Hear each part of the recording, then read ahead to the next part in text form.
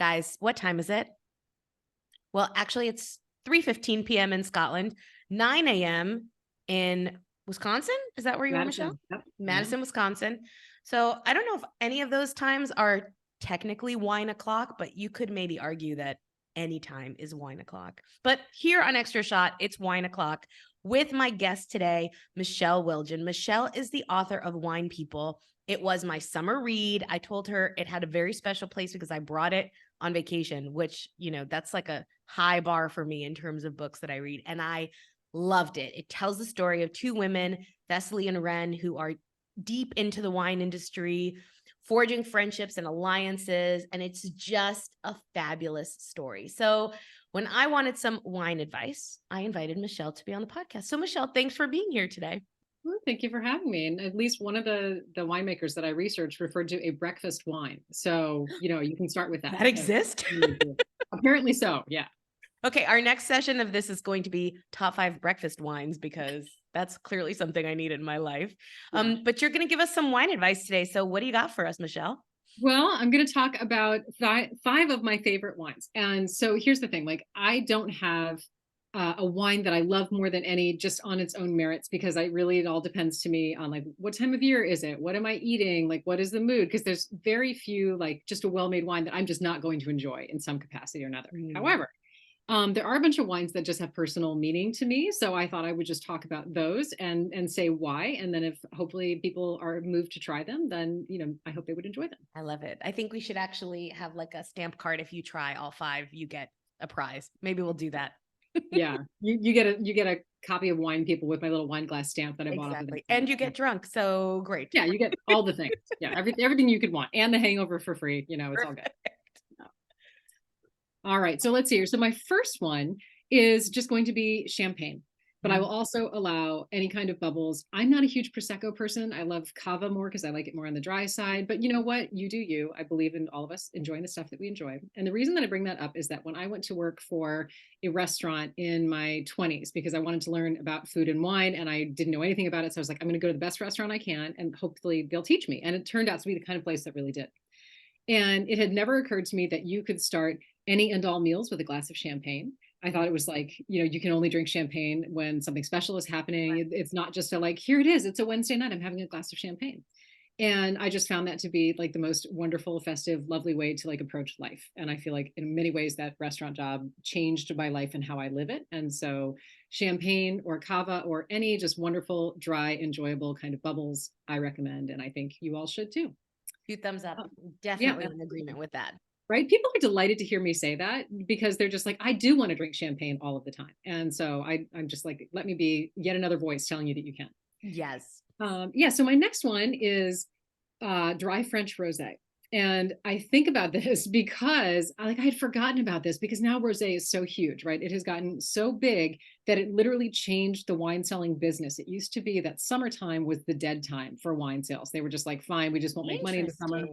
Rosé came along and so we're more it's been around for many, many years, of course, but America got excited about rosé and suddenly they're just making bank all summer long because it is just rosé all day. Yeah. Rosé all day. And it reminded me that back when I started drinking rosé, because I had done my thing where I spent a few weeks in Europe, backpacking and looking like a totally bedraggled American tourist and feeling dumb about it, but still I'm doing it anyway. And drinking dry French rosé there. And I was oh, this is wonderful stuff. And I started drinking dry rosé back at home when I could find it.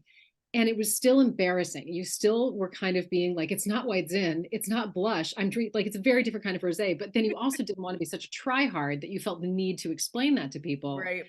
But I also didn't want them to think I was drinking White Zin. So I tried to take a sort of defiant punk rock attitude to drinking pink wine. Yeah. Rosé, but make it cool. Yeah, rosé, but I'm awesome. I'm wearing leather. It's very clear. So I was shocked to remember that. I'm oh God, remember when I still felt self-conscious about ordering rosé. And now I'm just, it's that time I started the ramen boom all by myself. I'm convinced. I don't have evidence, but. Well, thank you for that. I appreciate that. You're welcome. Right. I mean, I've made life better for all of us, I think. Yep. So my dry French rosé, I love it. I love it still. My next one is Gruner Veltliner, which is an Austrian white grape. Yeah. And for a long time, I would use it as my measure of a wine store. If I went in and you had at least a few Gruners, I was all right, you're making an effort, And I don't use that as much now because it's become a lot more popular and people Mhm. actually know what it is. And so you're like, okay, they might just have it anyway and still not be doing a great job.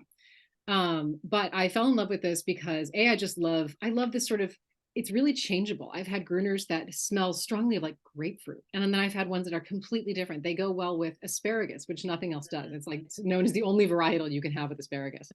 Um, so it's a strange little, like not particularly commonly seen one, but it's really lovely and it's dry and it's crisp and it can do all of these different things. And so I love a good Gruner. And that was another one that came out of my work at that restaurant. So I still have a soft Love spot. it.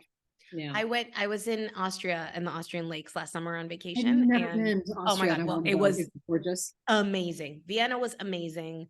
The lakes were amazing. We were with friends who, my friend's mother is Austrian. And so we went to the lake where she like spent her childhood and we had this great vacation.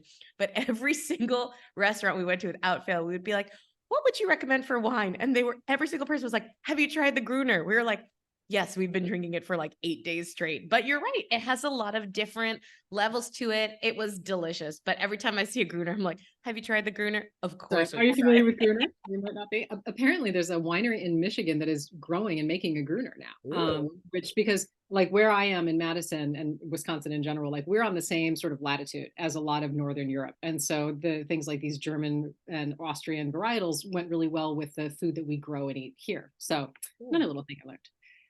So my next one is Carignan, and that is this red grape. Ooh, I And don't the know that. reason I say this, I know very little about it, but I have a particular memory that I'm attributing to Carignan, and that is that many years ago, before Mario Batali was like a dirty name, Babbo was really good. And my husband and I went there to eat one time when we were living in New York, and I remember we had this wine, this like bottle of red wine. In my head, I swear to God, it had some kind of cork on the outside of the bottle.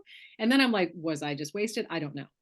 But I remember drinking it and it was like bright and fruity and juicy, but not sweet. And it was just like, I remember thinking like, this is the happiest wine I've ever had. Like it just was so easy drinking and so fun and so enjoyable. And I remember that it was a Sicilian red and I couldn't remember what it was. And I was never able to turn up any more details. But after I did a little research, I thought it was pretty likely that this was the varietal that wine Mm, was. So I have an asterisk next to that one, but okay. I'm 90% sure that All that's what right. I'm I'm talking putting it on my list. that's right. And then my last one is actually one that I almost never drink, and it would be Sauterne or Auslese, like a Riesling Auslese or something along those lines. Could even be an ice wine.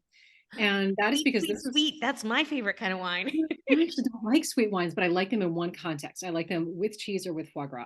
And even if like say foie gras is off of your menu because a lot of people do not, like how it is raised, totally fair. You could still do some other kind of liver. But this is one of the first examples that I ever had of how a food and a wine create a whole new flavor together. Mm, And when I first tried any kind of duck liver, I was like, well, you'd have a red with that, wouldn't you? And you absolutely could. But somebody said, no, you should have this sweet wine with it. And so we had those two together, and I was like, I had no idea. So it was one of those things that is counterintuitive when you're new to it, but mm. you realize how special it is when you have it in the right way. There's also great with like a salty cheese or something like that.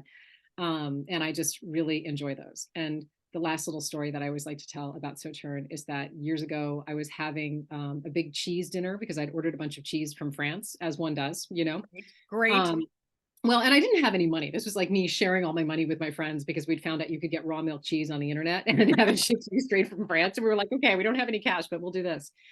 And my friend was going through a divorce from the kind of guy who left the price tags on all of the wine so that he could Ah, show people how much he'd spent.